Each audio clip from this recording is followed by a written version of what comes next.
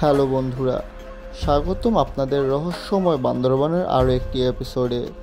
কথায় আছে যে থানচি দেখেনি সে যেন বাংলাদেশ দেখেনি। আজ আপনাদের নিয়ে যাব এমন একটি ঝর্ণায় যে ঝর্ণায় কোনো পানি নেই। হ্যাঁ, ঠিকই শুনছেন, সে ঝর্ণায় কোনো পানি নেই। তাহলে আপনাদের মনে প্রশ্ন আসতেই পারে, কেন যাচ্ছি সে ঝর্ণায়? এই প্রশ্নের সঠিক উত্তরটা ঠিক আমারও জানা নেই। ঝর্ণা তো শুধুমাত্র উপলক্ষ একটা, আসল সৌন্দর্য তো সেই ট্রেইলেই লুকোনো। এই ঝর্ণাকে বলা হয় রইন্দ, যাকে আঞ্চলিক ভাষায় আদর করে ডাকে রইন্দ খিয়ং।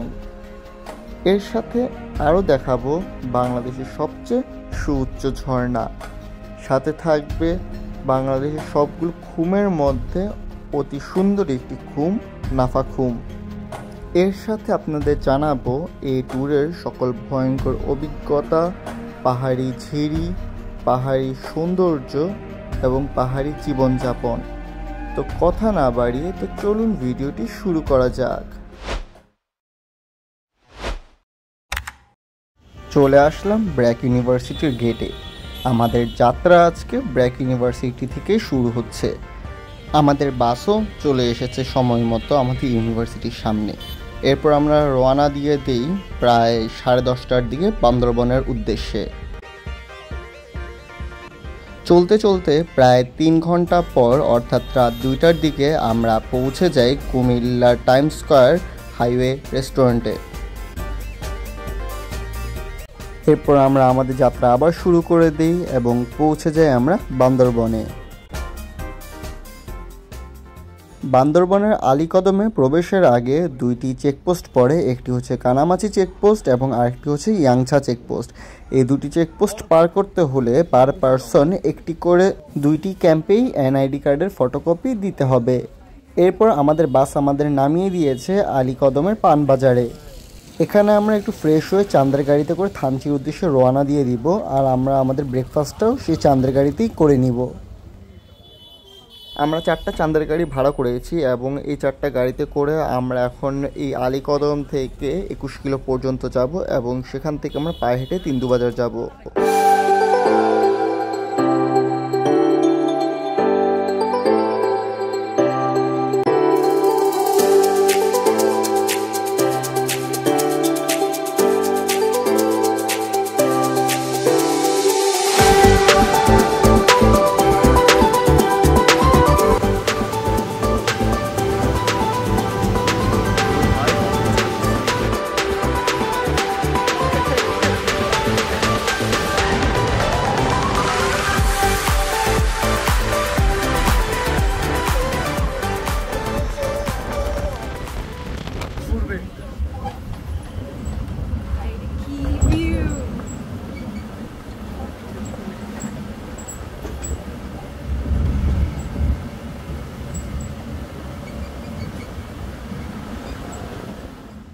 এটাই হচ্ছে 21 কিলো এবং এই 21 কিলোর এই রাস্তাটা ধরে আমাদেরকে তিন্দুবাজার যেতে হবে।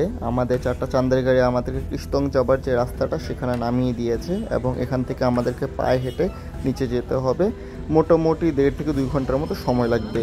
যেহেতু আমরা বর্ষার শেষের দিকে এসেছি, যার কারণে এখানে তেমন একটি স্লিপারি রাস্তা নেই এবং শ্যাওলাগুলিও শুকিয়ে গিয়েছে, কিন্তু নিচের দিকে যেহেতু অনেকটাই বেশি ঢালু, যার কারণে আমাদের নামতে অনেকটাই কষ্ট হচ্ছে। এই রাস্তায় নিচের দিকে নামার একটা সহজ ট্রিক হচ্ছে সোজা বরাবর না নেমে একটু কোনাকুনি বরাবর নামলে কষ্ট এবং সময় দুটোই কিন্তু কম লাগে।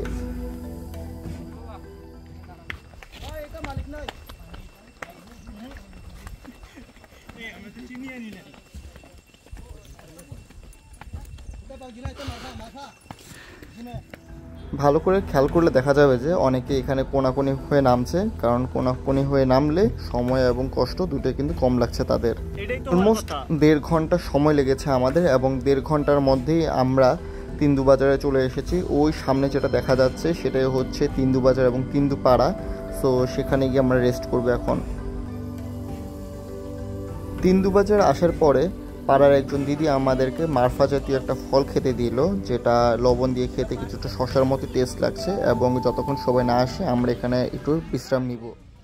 এতক্ষণ আমরা জলখাবার খেলাম, বিশ্রাম নিলাম কিছুক্ষণ, যতক্ষণ না আমাদের সব গ্রুপমেটসরা চলে আসে। আর এতক্ষণ আমাদের সব গ্রুপমেটসরা চলে এসেছে অ্যান্ড এখন আমরা সামনের দিকে আগাবো। সো এটাই হচ্ছে তিন্দুবাজার বা তিন্দুপাড়া। এখানে প্রায় 100 পরিবার মিলে থাকে এবং বিভিন্ন জাতিগোষ্ঠীর মানুষ একসাথে এখানে থাকে। আর এখন বিকাল 3:30টার মতো বেজে গেছে এবং প্রতিদিন বিকাল 4টায় যদিও আর্মি ক্যাম্প বন্ধ হয়ে যায়, বাট আজকে 3:30টাতেই আর্মি ক্যাম্পের কেউ ছিল না, যার কারণে আমাদের পারমিশন নেওয়া লাগে নাই। আমরা সবাই খুবই চুপিসারে সাঙ্গু নদীর দিকে এগিয়ে যাচ্ছি। বাংলাদেশে যতগুলো নদী আছে তার মধ্যে একটি অন্যতম পাহাড়ি নদী হচ্ছে সাঙ্গু নদী, যেটাকে লোকালরা শঙ্খু নদীও বলে ডেকে থাকে। খুবই খরস্রোতে একটি নদী এবং আমাদের বোটে ওঠার জন্য এই কোমর পরিমাণ পানিতে নামতে হবে এবং সেখান থেকে একটু সামনের দিকে এগিয়ে এসে তারপর বোটে উঠতে হবে। ভাই ধরেন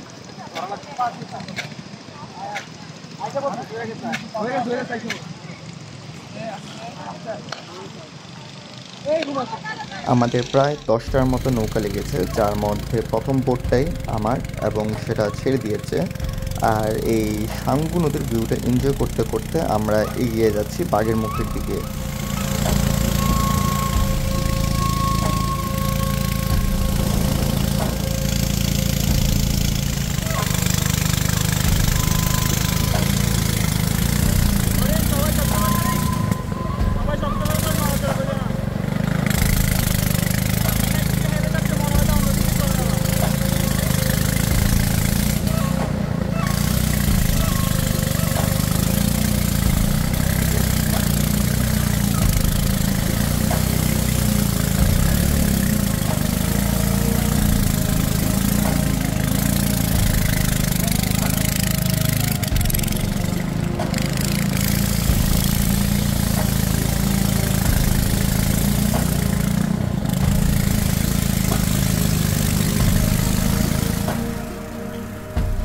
এতক্ষণ এই স্রোতের মাঝে যে পাথরগুলো দেখলাম সেগুলো থানচির সাঙ্গু নদীর অন্যতম আকর্ষণ রাজা পাথর। ভয়ঙ্কর অভিজ্ঞতার সাথে এই রাজা পাথরগুলো উপভোগ করে আমরা এগিয়ে যাচ্ছি বাগের মুখের দিকে।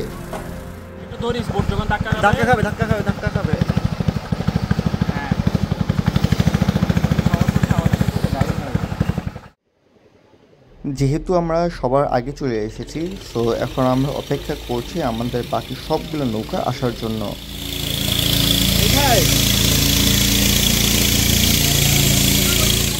সবগুলা নৌকো চলে আসার পরে আমরা বাগের মুখ থেকে লাংলকের উদ্দেশ্যে রওনা দিয়ে দিই।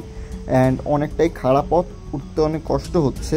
গাইড বলেছে যে প্রায় ঘন্টাখানিকের মতো সময় লাগবে লাংলকে পৌঁছাতে। লাংলক যাওয়ার প্রথম ধাপটা অনেকটাই কষ্টের, কারণ শুরুতে একটা খারাপ পাহাড় পড়ে যেটা পাড়ি দিতে প্রায় 20 থেকে 25 মিনিট সময় লাগতে পারে, কিন্তু এই পাহাড়টা পাড়ি দেওয়ার পর সমতল রাস্তা চলে আসে। দূর থেকে লাংলক ঝর্ণাটা দেখা যাচ্ছে এবং এই লাংলক হচ্ছে বাংলাদেশের সবচেয়ে সুউচ্চ ঝর্ণা, যার উচ্চতা হচ্ছে প্রায় 383 ফিট, যা একটি 40 তলা ভবনের সমান। ঝর্ণার কাছাকাছি রাস্তাটা অনেকটাই সরু হয়ে গিয়েছে এবং এই ঝর্ণায় জোকের উপদ্রব একদমই নেই। ঝর্ণার যত কাছে যাচ্ছি তত বেশি ঝর্ণার গর্জনটা শুনতে পাচ্ছি, আর অনেক সুন্দর লাগছে এই ঝর্ণাটা দেখতে। এবং প্রায় 40 মিনিট পায়ে হাঁটার পর আমরা পৌঁছে যাই লাংলক।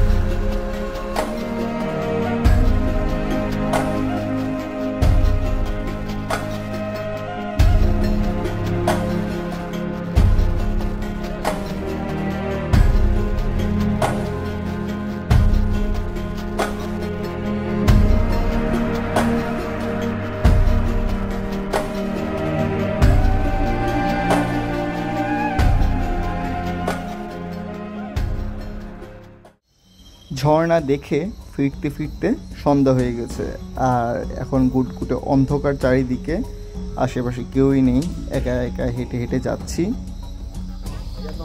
যেই রাস্তা দিয়ে এসেছিলাম লাংলক, ফেরার সময় সেই রাস্তাটা ব্যবহার করছি না, একটি শর্টকাট রাস্তা দিয়ে চলে যাচ্ছি এবং যে গন্তব্যস্থল সেখানে আমাদের 10টা নৌকা চলে এসেছে অলরেডি। সো আমরা এখান থেকে গিয়ে ডিরেক্ট ওই নৌকাগুলোতে উঠে যাব। আমাদের সবগুলো নৌকো এখানে চলে এসেছে এবং প্রতিটি নৌকোতে আমাদের গ্রুপমেটসরা উঠে উঠে নৌকোগুলো ছেড়ে দিচ্ছে রেমাক্রি শিলিগুড়ি রিসর্টের উদ্দেশ্যে।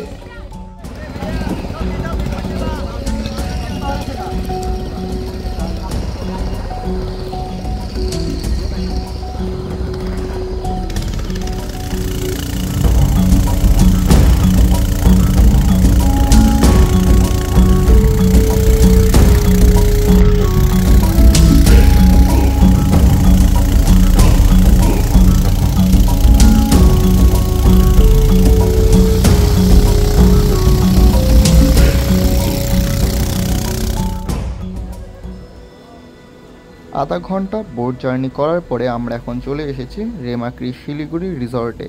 কেননা এই রেমাক্রিতে যত ট্যুরিস্ট আসে তারা রেমাক্রি পাড়ায় থাকতে পারে না, এর কারণ হচ্ছে সেখানে একটি আর্মি ক্যাম্প রয়েছে এবং এখানে ট্যুরিস্টদের প্রবেশ সম্পূর্ণ নিষিদ্ধ। সো এখানের কটেজগুলো আমরা ভাড়া নিয়েছি আজকে রাতের জন্য এবং আজকে রাতে এখানেই কাটাচ্ছি, আর সাথে জামা কাপড় চেঞ্জ করে কাপ নুডলস এবং স্ন্যাক্স খাচ্ছি, কারণ সারাদিনে আমরা আজকে তেমন কিছুই খাইনি। জনপ্রতি খুবই কম ভাড়া পড়ে এক রাতের জন্য এবং এখানে তেমন একটি ফ্যাসিলিটিসও নেই, কিন্তু খাবার দাবার এবং গোসল করার জন্য মোটামুটি ব্যবস্থা রয়েছে। এবং রিসর্টের এই রান্নাঘরে আমাদের আজকের রাতের ডিনার প্রস্তুত হচ্ছে। আমাদের আজকের রাতের ডিনারে আছে সাদা ভাত, মুরগি, আলু ভর্তা এবং ডাল, এবং আমরা আমাদের গ্রুপমেটস সহ ফ্যাকাল্টি মেম্বার সবাই একসাথে আজকের রাতের ডিনারটি করে নিচ্ছি। যেহেতু আজকের দিনটা অনেকটা বেশি হ্যাকটিক ছিল, যার কারণে কম বেশি আমাদের গ্রুপ মেম্বার্সরা সবাই অনেক বেশি টায়ার্ড এবং ক্ষুধার্ত। সো তারা এখন ডিনারটা করে সাথে সাথে ঘুমিয়ে যাবে।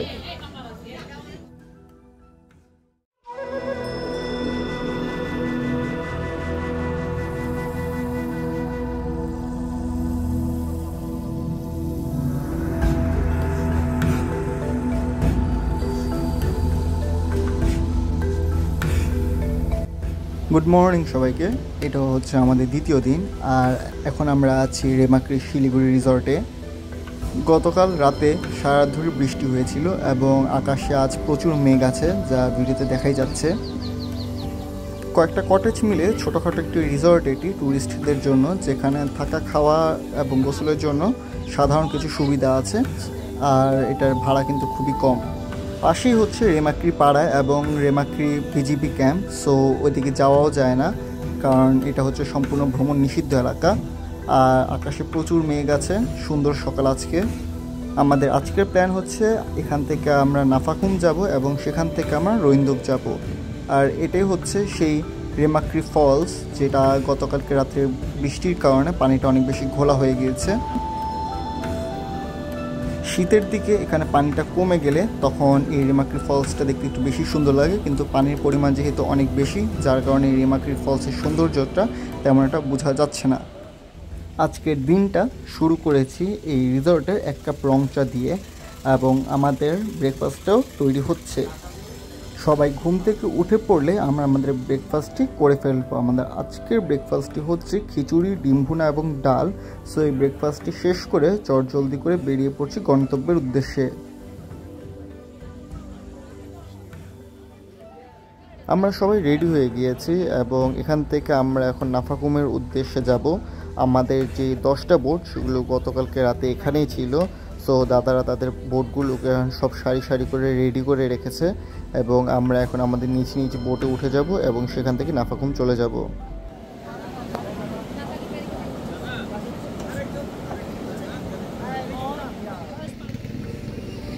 সর্বপ্রথম আমার বোটটাই ছেড়ে দিয়েছে ঘাট থেকে। এখন আমরা সবাই বোট থেকে এই পারে এসে নেমে গেছি এবং এখান থেকে রেমাক্রি ফলসটা পার করব, আর আমাদের নৌকাটা ওই রেমাক্রি ফলসের অপর পাশে গিয়ে আমাদের জন্য অপেক্ষা করবে এবং সেখান থেকে আবার উঠে যাব। এটাই হচ্ছে সেই রেমাক্রি ফলস, যেটা শীতকালে পানি কমে গেলে অনেক বেশি সুন্দর লাগে।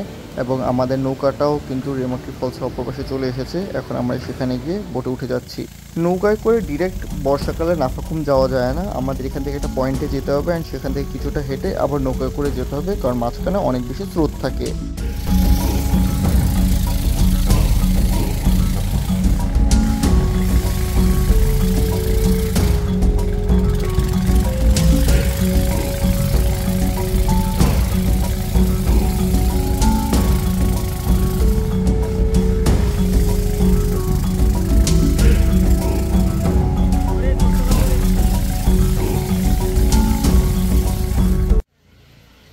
আমরা এখন পয়েন্টে চলে এসেছি অ্যান্ড এই জায়গাটার কোনো নাম নেই এবং এখান থেকে হেডম্যান পাড়াটা অনেক কাছাকাছি এবং আমাদের অপর বোটগুলো একে একে করে চলে আসছে। এই স্রোতের কথাটাই বলেছিলাম যে স্রোতের কারণে নৌকাগুলো এদিকে আসতে চায় না, যার কারণে এখান থেকে পায়ে হেঁটে আমাদেরকে আবার অন্য নৌকায় করে নাফাখুম যেতে হয়। প্রায় 15 থেকে 20 মিনিট সামান্য একটু ট্রেকিং করে গেলেই সেই ঘাটটা চলে আসে এবং সেই ঘাট থেকে আমরা সবাই একসাথে করে নাফাখুমের উদ্দেশ্যে রওনা দিব।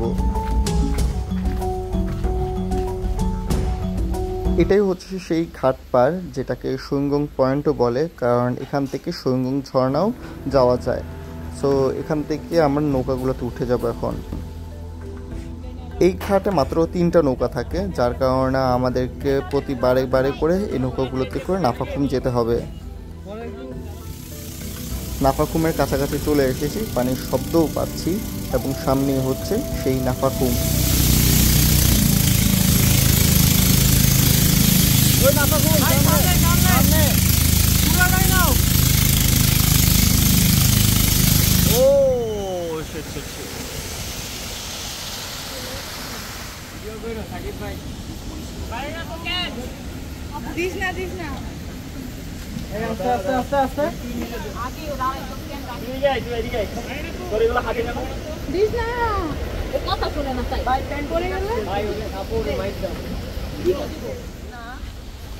এটাই হচ্ছে নাফাখুম পাড়া। এই পাড়াতে আজ রাত কাটাবো আমরা। সো এই পাড়ায় যে কটেজে থাকবো সেখানে আমরা চলে যাচ্ছি। খুবই অসাধারণ ভিউ একটা, এবং এটা হচ্ছে সেই নাফাখুম ব্রিজ এবং এটা হচ্ছে আমরা যে কটেজে থাকবো সেই কটেজ থেকে ভিউটা। ফ্রন্ট ভিউ কটেজ এটি, খুবই সুন্দর একটি কটেজ। এটাতে 3টা রুম রয়েছে, একটা মেয়েদের, একটা ফ্যাকাল্টির এবং আরেকটা ছেলেদের। এভাবে করে আমরা ভাগ করে নিয়েছি এবং খুবই সুন্দর ভিউ এই কটেজ থেকে।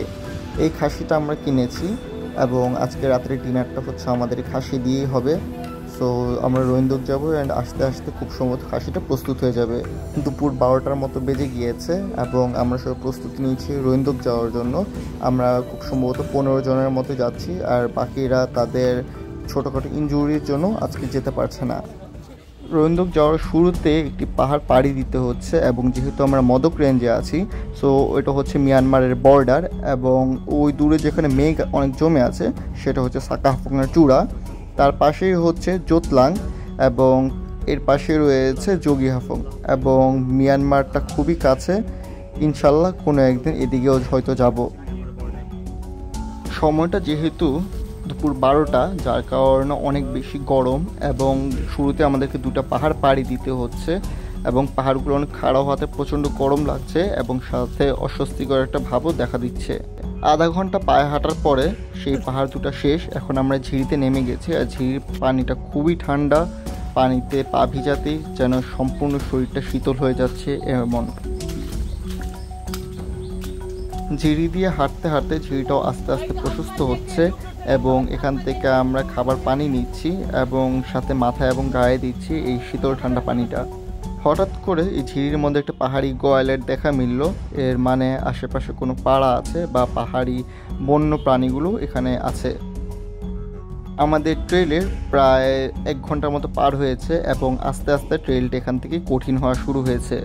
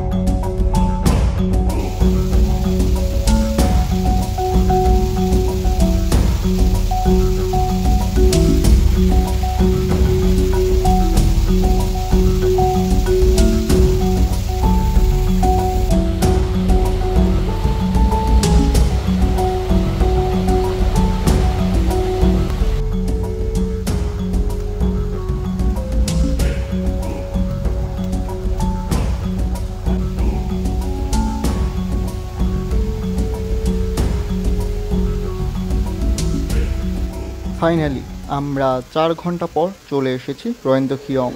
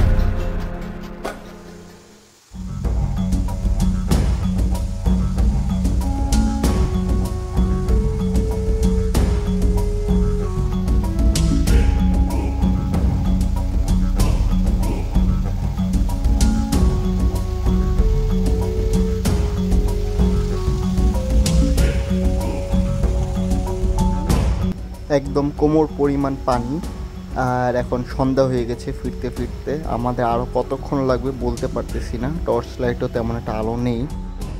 এর মাঝে ভারী বৃষ্টি শুরু হয়েছে, অ্যান্ড বৃষ্টির মধ্যে ট্রেল দিতে আরও বেশি কষ্ট হচ্ছে, কারণ রাস্তাগুলো একদম কাদা আর পিছলে হয়ে গেছে।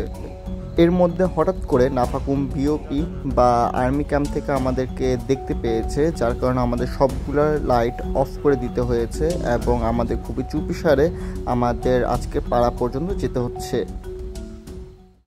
শেষমেশ আমরা চলে এসেছি আমাদের পাড়ায়। প্রায় 8 ঘন্টার মতো সময় লেগেছিল সম্পূর্ণ ট্রেলটা করতে।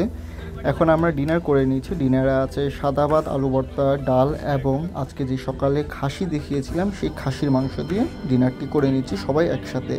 প্রায় 15 জনের মতো রবীন্দ্র ট্রেলে গিয়েছিলাম এবং সবার অবস্থায় খুবই খারাপ। সো সবাই এখন খাবার দাবার শেষ করে ঘুমিয়ে পড়বো।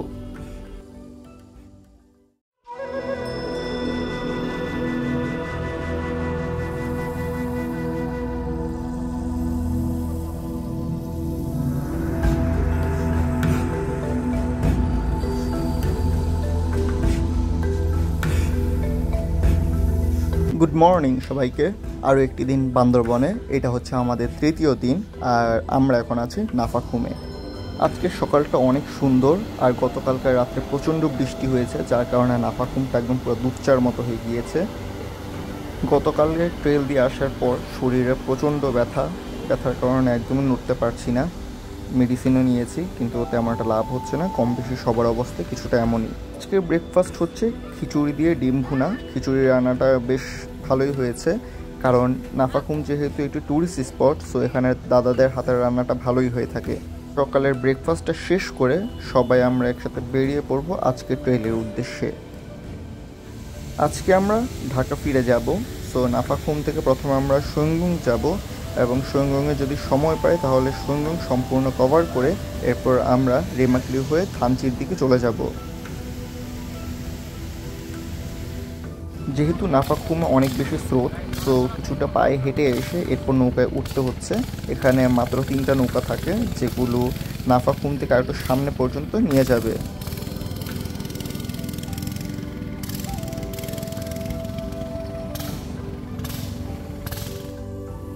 চলে এসেছি সুইংগং পয়েন্টে। এখান থেকে সুইংগং যাওয়া যায় এবং আমাদের গ্রুপের একটি বড় অংশ আজকে সুইংগং দেখতে যাবে। যদি সময় থাকে তাহলে সম্পূর্ণ সুইংগং কভার করে দেন আসবে। যেহেতু আমার শরীরের অবস্থা তেমনটা ভালো না, সো আমি আজকে সুইংগং যাচ্ছি না। আমাদের সম্পূর্ণ গ্রুপটি চলে এসেছে এবং তারা সুইংগং যেতে পারেনি সময় স্বল্পতার কারণে। সো এখন আমরা বোটে উঠে রেমাক্রি হয়ে থানচির দিকে চলে যাব। সবাই সবার বোটে উঠে যাচ্ছি। আমাদের 10টা বোট চলে এসেছে এবং সবগুলো বোট এখন থানচির উদ্দেশ্যে ছেড়ে যাবে। আমরা আসার সময় 21 কিলো হয়ে এসেছিলাম তিন্দুবাজার হয়ে, কিন্তু যাবার সময় থানচি হয়ে যাব, কারণ 21 কিলোর যে রাস্তাটা সেটা ধরে উপর দিকে ওঠা সম্ভব একদমই নয়।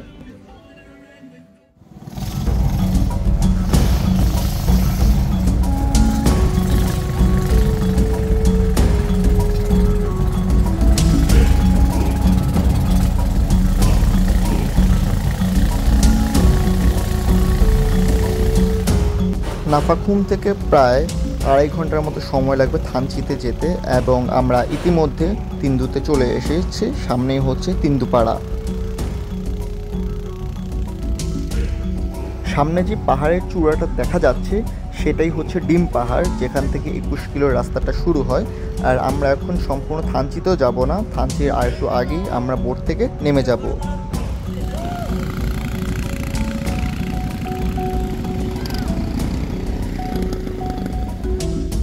যেহেতু থানচিতে অনেকগুলো আর্মি ক্যাম্প রয়েছে, সো আমাদের ধরা পড়ে যাবার চান্সটা একটু বেশি থাকবে, যার কারণে আমরা এই ঘন জঙ্গলের মাঝখানে নেমে যাই এবং সেখান থেকে পায়ে হেঁটে আমরা মেইন রোডে উঠে যাই, যেখানে আমাদের 4টা চাঁদের গাড়ি আমাদের জন্য অপেক্ষা করছে।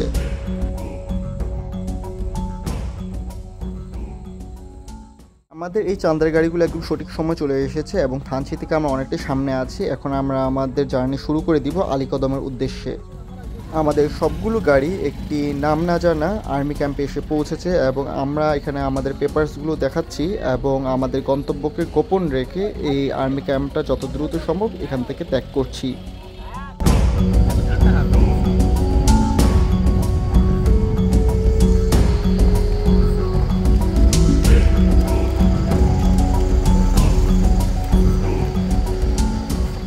আলীকদমে পৌঁছে গেছি। 2টা আর্মি চেকপোস্ট পাড়ি দিতে হয়েছে আমাদের এবং নিজেদের গন্তব্যস্থল যেটা ছিল সেটাকে গোপন রেখেছি।